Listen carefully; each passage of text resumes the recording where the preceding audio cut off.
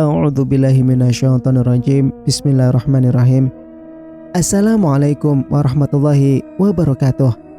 Kembali lagi di channel Sampul Hitam. Untuk cerita kali ini, Mas Sukir akan melanjutkan cerita yang sebelumnya yang berjudul Kemaluan Membusuk Akibat Pesugihan Genderuwo. Cerita ini ditulis oleh Novita Jungkook. Sebelum Mas Sukir melanjutkan cerita, Mas Sukir minta dukungan dari teman-teman. Bagi yang belum subscribe, untuk subscribe channel ini dan nyalakan notifikasinya agar teman-teman tidak ketinggalan cerita-cerita dari Mas Sukir. Dan tak usah berlama-lama, langsung saja kita ke ceritanya. Selamat mendengarkan. Pantas saja dia tidak mau meninggalkan Rahmat. Palingan kan Laras yang menyuruh cari pesugihan, cetus Ningsih. Iyalah dia bosan hidup melarat. Pesugihan bisa bangun rumah jadi gedong. Uang banyak, timpal Nani. Jangan mencela orang saja, Kak. Lihat diri sendiri saja dulu. Nino membela Laras karena kasihan. Bela saja terus itu Laras. Sana kau hidup dengan pesugihannya juga. Kesal Nani. Nino tidak ingin memperpanjang perdebatan dengan kakaknya. Lebih baik membantu Laras masuk ke dalam rumah karena wanita ini sudah Nino anggap sebagai keluarga. Laras selalu baik kepadanya. Ambilkan plester untuk keningnya Mbak Laras, Bude. Darahnya biar berhenti keluar, ucap Nino kepada Budila. Ya Allah, kasihan anakku selalu menderita. Budila sambil menangis mengambil kotak obat. Basri juga membantu mengobati Laras dulu. Biarlah ke rumah sakit bisa ditunda. Lagi pula keluarga Mira ada di sana menemani. Ia lebih berat kepada Laras karena Mbak Sri sudah mengenal Laras sejak lama. Saya permisi mau mencari Mas Rahmat dulu ya Bu, pamit Ustadz Ali. Iya nak, tolong temukan dia. Budila tergopoh-gopoh sendiri. Luka Laras yang terbentur tembok segera diobati dan tubuh Laras dibersihkan dari tanah yang menempel. Namun Laras belum juga sadarkan diri dari pingsannya. Tentu saja Budila sangat cemas. Nggak ada yang patah atau seri tulangnya Laras? Sambil menangis Budila bertanya. Kayaknya ndak yuk. Semoga Laras segera bangun. Harap Mbak Sri juga meneteskan air mata. Nino mengambil bawang merah dan minyak angin dioleskan ke hidung Laras agar wanita ini segera bangun. Tangannya tampak membiru karena lebam akibat ditendang Rahmat. Singkat cerita, Yanto alias Pak RT merasa kecewa yang sangat luar biasa sekarang ketika sadar dari pingsannya setelah gancet. Mira malah sibuk menanyakan keberadaannya Cipto. Suami yang menungguinya sama sekali tidak ia hiraukan sama sekali. Bahkan orang tua Mira juga heran dengan sikap anaknya. Suamimu itu Yanto, Mira. Kenapa kau sibuk menanyakan Cipto yang sudah jadi mayat? Sentak Sri tak kuasa membendung emosinya. Dasarnya pikiran Sri sedang kalut karena tadi pun saat akan datang kemari, ia sibuk mengurus Laras yang dihajar oleh suaminya yang kerasukan. Tiba di rumah sakit kok Mira malah bertingkah mengabaikan suaminya sendiri. Yanto memang banyak diam karena selama ini ia bisa dibilang tunduk pada Mira. Namun sekarang Sri tidak bisa lagi menahan kekalutan hati yang selama ini ia pendam. Sakit juga melihat adiknya selalu Mira jadikan keset. Ini perselingkuhan pun Mira tambah merajalela saja. Aku pokoknya mau sama Mas Cipto. Mira melepaskan infusnya. Apa yang kau lakukan ini, Mira? Sadarlah bahwa kau telah punya suami sendiri, bentak ibunya Mira. Aku maunya Mas Cipto, Bu. Kenapa dia bisa meninggal? Apa kamu yang menyakiti dia, Mas? Mira menuduh Yanto. Mana mungkin aku membunuh orang, Dek. Selama kita bermusuhan dengannya pun aku tak pernah menyakiti dia, jawab Yanto. Bohong saja kau, Mas. Pasti kamu cemburu kan? Tuding Mira bangun dari ranjang rumah sakit. Sri sudah tidak kuat lagi menahan emosinya yang meledak-ledak karena Mira melewati batasan sebagai istri. Ditariknya Yanto pergi meninggalkan rumah sakit. "Nggak usah kamu urus dia. Urus saja Arya di rumah." Sri menyentak tangan adiknya. "Terus bagaimana hubungan kami, Mbak?" Yanto bertanya sambil menunduk. "Ceraikan dia secepatnya." "Apa sih yang kau gilai dari Mira itu, Yanto?" geram Sri. "Soal cerai akan kupikirkan nanti." Yanto menghidupkan motornya. Akhirnya Sri dan Yanto pulang dari rumah sakit tempat Mira dirawat. Awalnya Mira hanya dirawat di puskesmas, namun karena keadaan lumayan parah, maka dia dibawa ke rumah sakit besar. 2 jam perjalanan yang mereka tempuh untuk menjenguk Mira.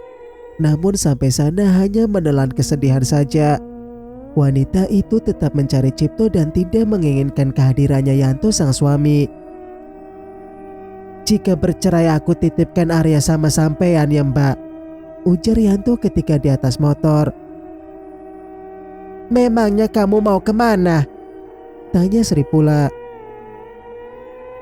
"Aku akan merantau saja, agar aku tidak selalu ingat dengannya. Biar rumah itu kukontrakan saja, bisa untuk biaya sekolahnya Arya," ujar Yanto. "Mbak tidak keberatan mengurus Arya. Yang penting kamu harus ceraikan Mira." Sri sudah tidak tahan lagi dengan kelakuan adik iparnya itu. Air mata Yanto jatuh begitu saja membasahi pipinya. Sudah 12 tahun ia menikah dengan Mira.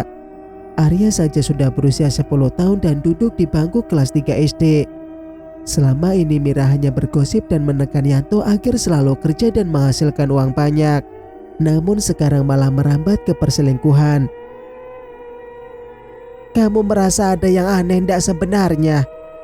Sri menanyakan pendapat adiknya. "Apa, Mbak? Mira kan selama ini sangat benci dengan Cipto. Kenapa mendadak dia jadi cinta?" Heran Sri tak habis pikir. "Aku juga bingung sebenarnya. Kok bisa dia mencintai Cipto? Padahal dia pernah menyuruhku menyantet Cipto," saut Yanto. Sri masih diam memikirkan apa yang telah terjadi sebenarnya. Kenapa mendadak Mira mabuk cinta dengan juragan kambing? Padahal mereka musuh bebuyutan yang sangat abadi.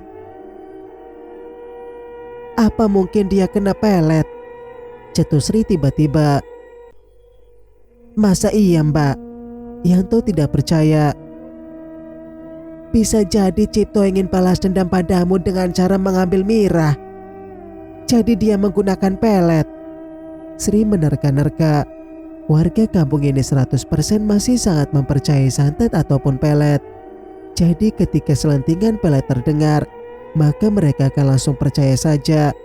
Terlebih kasus Mira dan Cipto memang sangat aneh. Dari membenci dan tiba-tiba mencintai sedalam ini.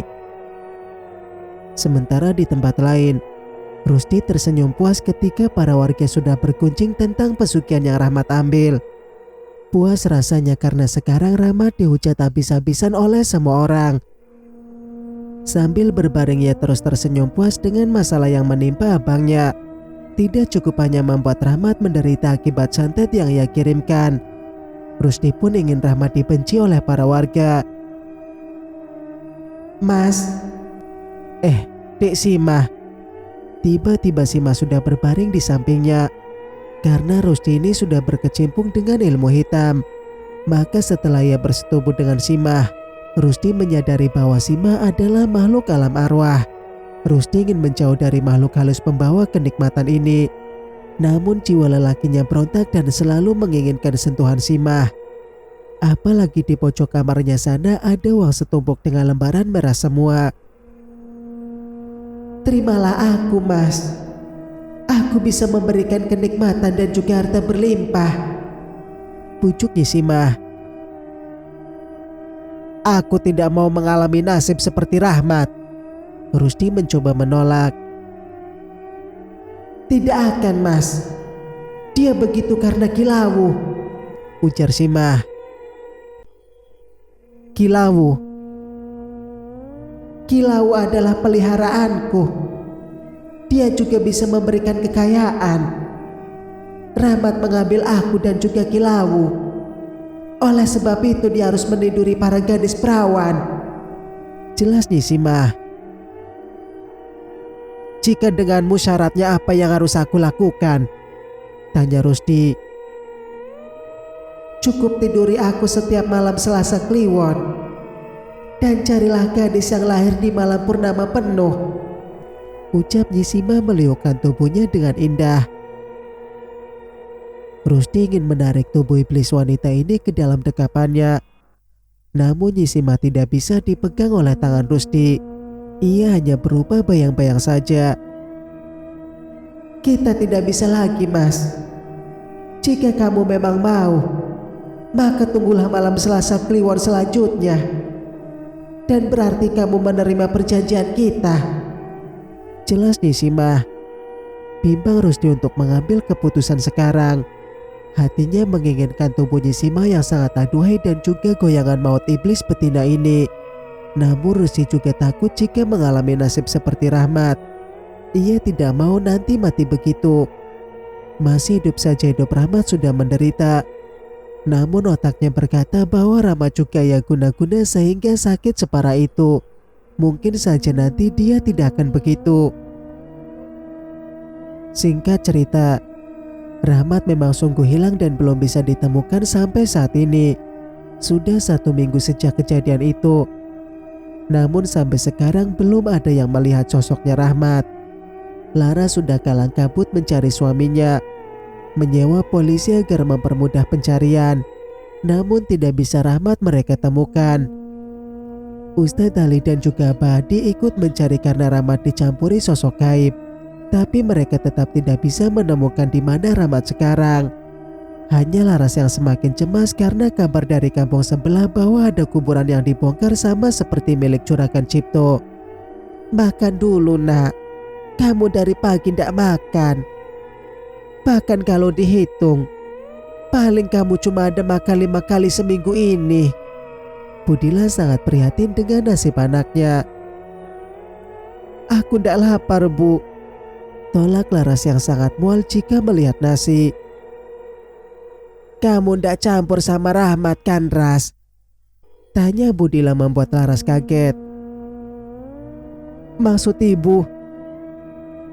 Ibu takut kalau kamu berhubungan badan dengan Rahmat. Kok kamu mual tidak selera makan? Budila mengeluarkan isi hatinya. Laras menarik nafas panjang karena ibunya malah mengira ia hamil. Padahal Laras tak selera makan karena teringat dengan penampakannya saat pingsan di acara Rahmat tempo lalu. Dalam bayangannya ketika malam saat itu, Rahmat keluar dari kamar dan menuju luar rumah. Laras seolah mengikuti kemana Rahmat pergi. Sampailah di kuburan tempat Juragan Kambing dimakamkan. Tampak Rahmat sedang menggali tanah kuburan menggunakan 2 tangannya sambil menatap ke sana kemari. Sampai memakan waktu sekitar setengah jam. Setelah nampak papan penutup mayat, Rahmat masuk ke dalam dan membuka kain kafan tanpa ada rasa takut. Bahkan ia juga membawa pisau kecil untuk membedah perut Juragan Kambing. Laras berdiri di tepi makam dan menyaksikan semuanya. Bagaimana lahapnya Rahmat menyantap hati milik Juragan Kambing yang telah menjadi bangkai. Rahmat juga mencukil kedua bola mata dan memakannya seperti memakan bakso. Sampai ia pun menjelati jari tangannya dengan rasa yang amat sangat kelaparan. Ternyata memang kamu, Mas. Laras menutup mulutnya yang akan muntah. Ketika Rahmat terakhir mengambil kemaluan milik Juragan Kambing, pria ini mengunyah dengan susah payah karena benda tersebut terlihat sangat alot ketika digigit. Laras muntah lagi setelah mengingat kejadian itu. Entah bayangan dari mana ia bisa dapat dan masuk untuk menyaksikan aksi bejatnya Rahmat. Apa kita ke dokter saja, Ras? Kamu terus muntah sejak sadar. Cemas Budila.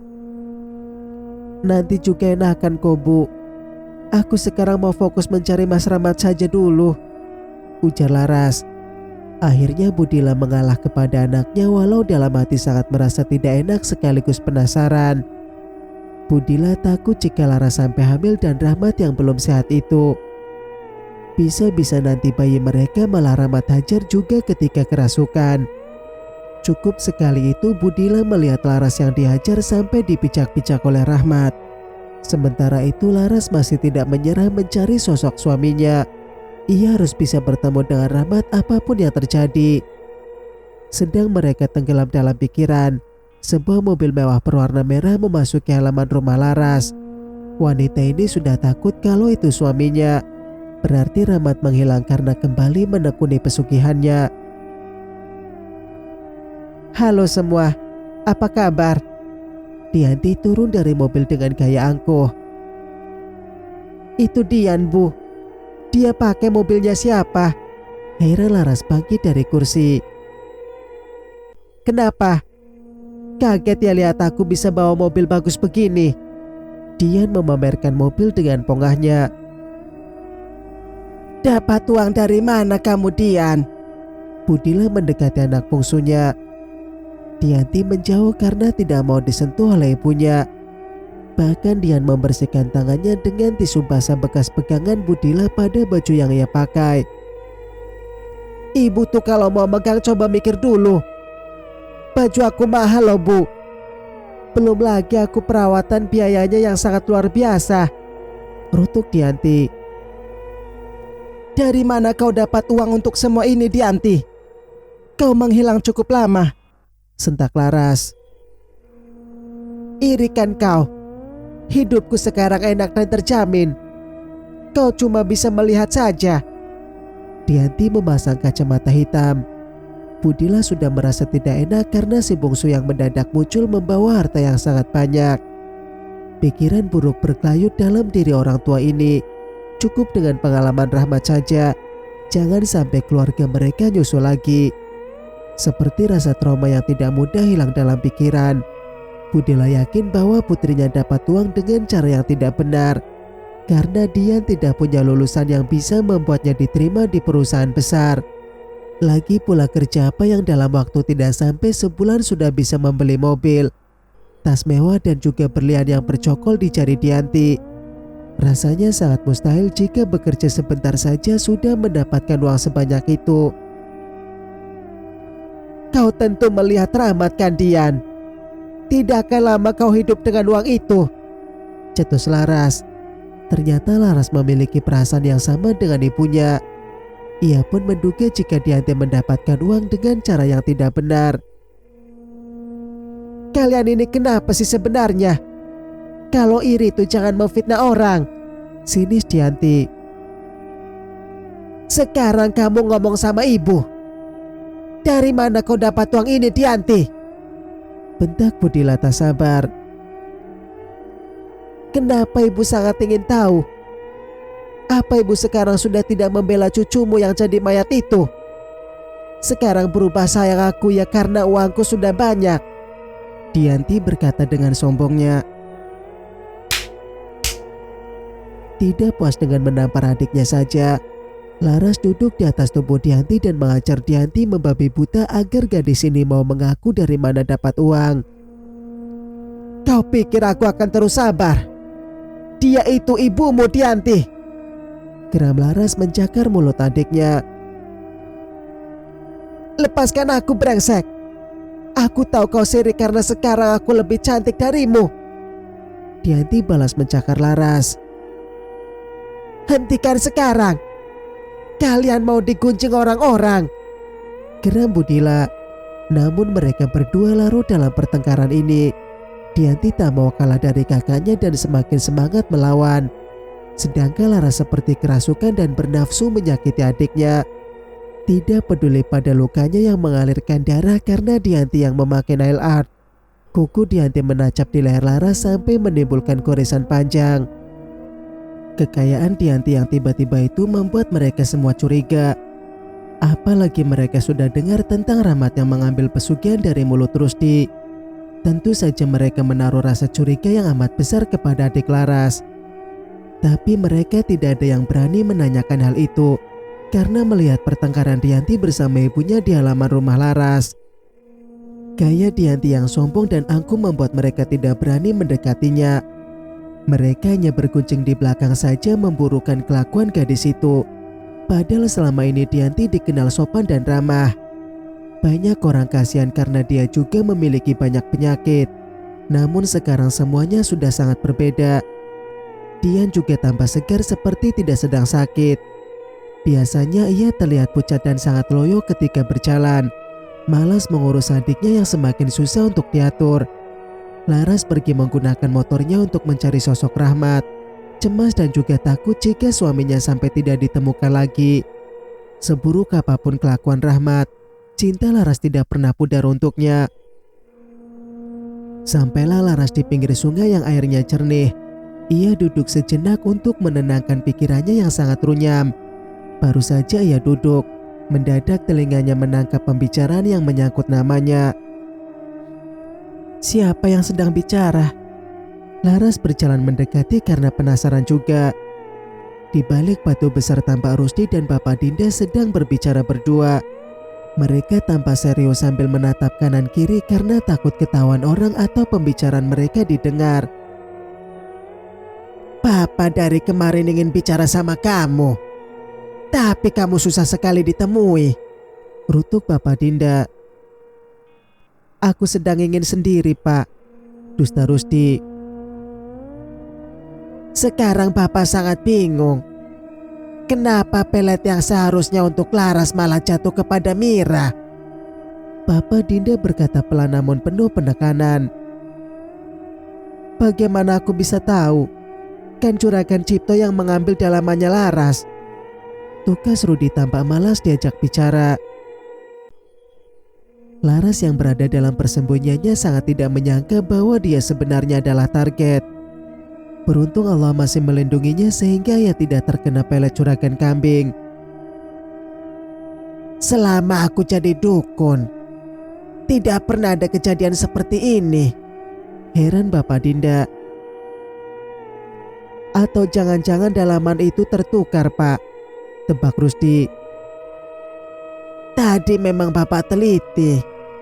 Kelihatannya memang lebih besar jika untuk tubuh Laras, sahut dukun santet. Bisa jadi Cipto salah ambil. Kalau Laras membuka laundry, bisa saja Tomira mencucikan di sana. Rusdi menerka-nerka.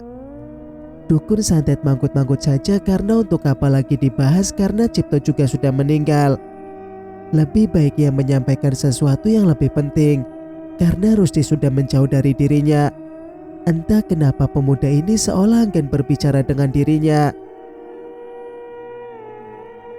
Nanti malam kau datanglah menemui aku. Darahmu kubutuhkan untuk membunuh Rahmat saja sekalian, ujar dukun santet. Rahmat juga entah kemana, Pak. Kurasa cukup sudah kita menyakitinya selama ini, tolak Rusdi. Apa maksudmu, Rusdi? Terasa semua sia-sia kalau berhenti sekarang, bentak dukun santet. Pokoknya aku tidak mau lagi. Biar semuanya berlalu. Rusdi melangkah pergi. Ketika Bapak Dinda akan mengejar Rusdi, Laras keluar dari persembunyiannya dan mendatangi dukun santet ini. Tentu saja membuat Bapak Dinda kaget karena tidak tahu Laras sudah mendengar percakapan mereka. Kenapa Bapak setega itu? Apa salah suamiku, Pak? Laras bertanya mendekat. Kau masih bertanya salah suamimu? Anakku meninggal karena pesugihannya, bentak Bapak Dinda. Lalu Bapak pikir Dinda tidak salah? Dinda juga salah karena haus harta dan juga menginginkan tubuh suamiku. Harusnya kau sadari itu bahwa anakmu pun bersalah. Laras tak kalah garangnya. Bapak Dinda agak kaget dengan keberanian Laras dan juga fakta yang barusan terucap. Memang Dinda juga salah karena haus dengan pelayan Rahmat. Anaknya tertarik melihat Rahmat yang tampan dan mapan. Kau pikirkan secara baik-baik kalau itu adalah salah anakmu juga. Jangan hanya pintar menyalahkan orang lain. Geram Laras segera berlalu karena ia ingin menyusul Rusdi. Tinggal Papa Dinda yang berdiri sendirian saking geramnya. Ia marah kepada dirinya sendiri karena tidak menyadari kesalahan anaknya. Ia malah fokus kepada kesalahan Rahmat saja. Padahal Dinda juga bersalah.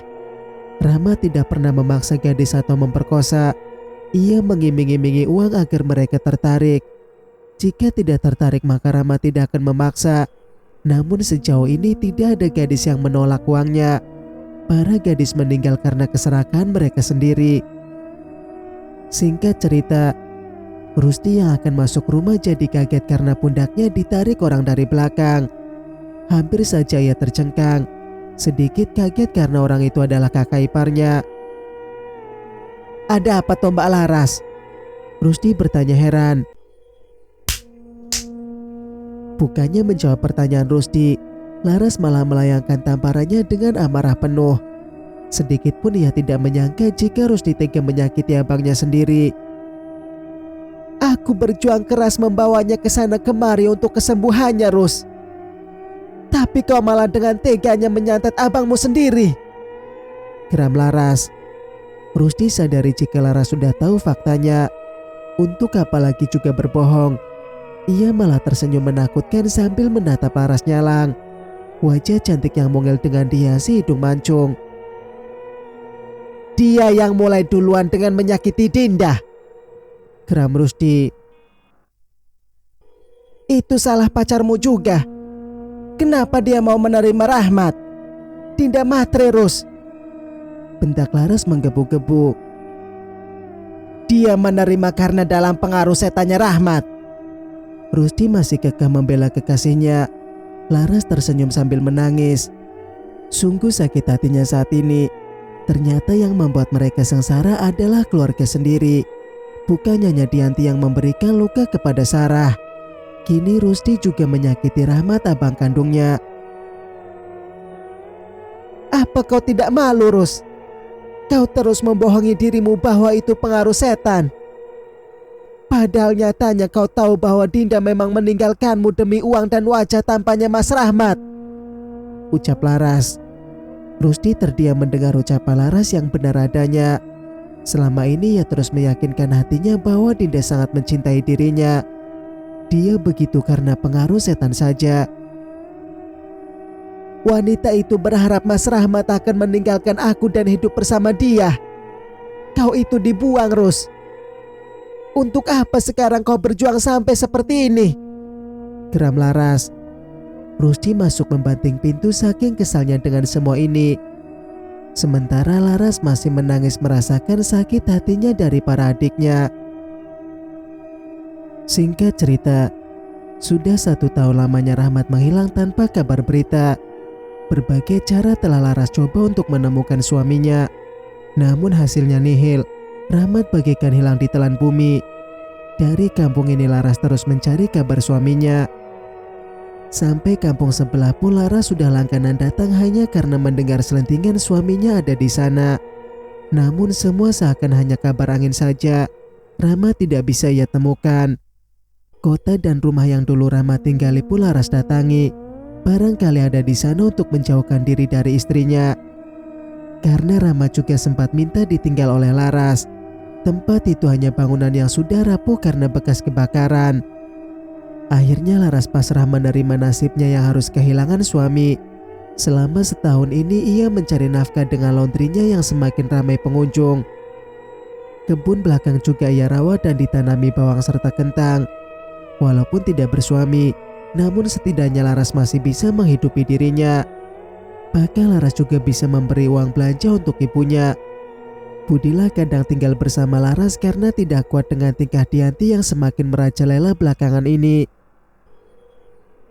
"Apa mungkin Dian punya pesugihan, Ras?" Sambil berurai air mata Budila bertanya. "Ndak boleh kita berburuk sangka, Bu. Siapa tahu Dian punya usaha." Laras masih mencoba berpikir jernih. "Usaha apa? Kerjaannya hanya main HP dan tidur sepanjang hari," sahut Budila. Coba ibu temani dia di saat malam Selasa Kliwon atau Jumat Legi, usul Laras.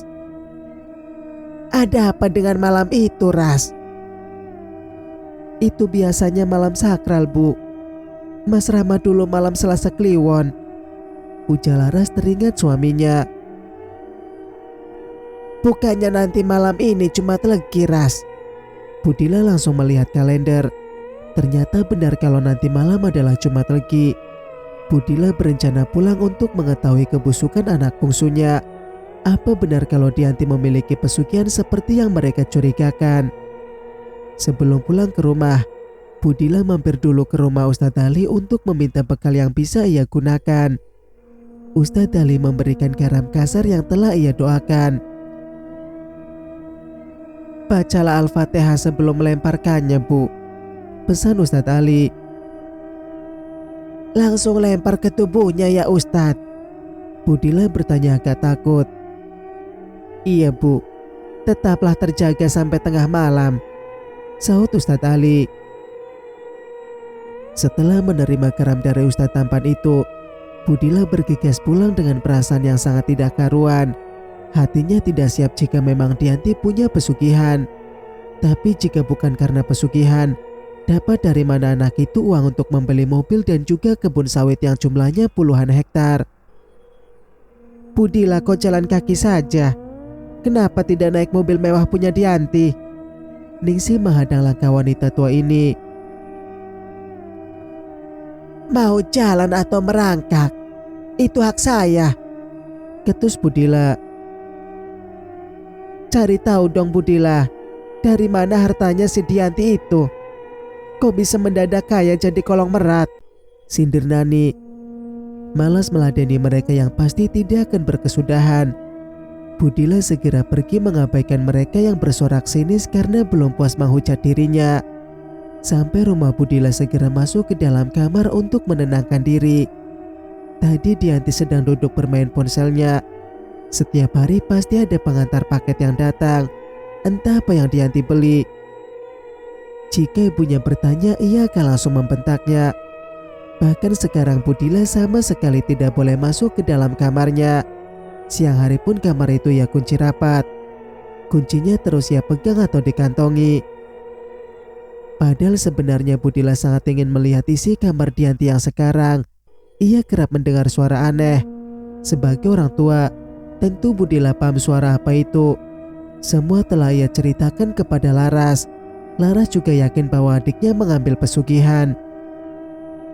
Sementara di tempat lain, sebuah hutan yang sangat lebat dan tidak pernah dijamah oleh manusia. Laras tiba-tiba berada di sana dan keadaannya sangat gelap. Tentu saja ia takut setengah mati. Ia yakin jika sedang bermimpi sekarang. Pohon besar bagaikan orang yang sedang berdiri mendatanginya. Suara gamelan khas Jawa masuk ke dalam kendang telinganya. Sudah lama Laras tidak pernah mengalami situasi yang seperti ini. Mendadak ia kembali merasakan takut yang luar biasa. Ya Allah! Di hadapannya ada harimau loreng dengan tubuh luar biasa besar. Tidak seperti harimau pada umumnya. Namun tidak ada niat untuk menyerang Laras. Ia mengibaskan ekornya dan berjalan pergi. Baru berjalan sekitar 5 langkah, harimau itu menoleh seolah mengajak Laras agar mengikuti dirinya. Dengan memberanikan diri, Laras mengikuti langkah harimau loreng tersebut. Mau kemana kau membawaku, loreng?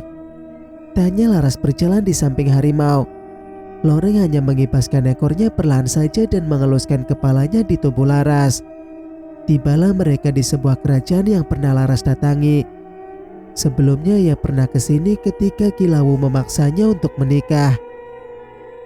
Kenapa kau membawaku lagi ke sini? Aku tidak mau, loreng. Laras berjalan mundur. Namun loreng malah mendorong Laras agar masuk ke dalam. Penjaga sama sekali tidak menanggapi Laras yang berjalan karena terpaksa.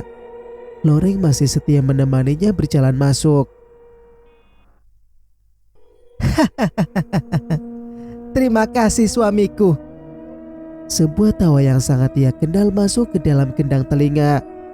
Di atas singgasana tampak Dianti sedang dipangku oleh makhluk tinggi besar yang selama ini selalu mengincar Laras untuk dijadikan istrinya. Dianti bersama Kilawuh. Jadi benar dia mengambil pesugihan genderuwo.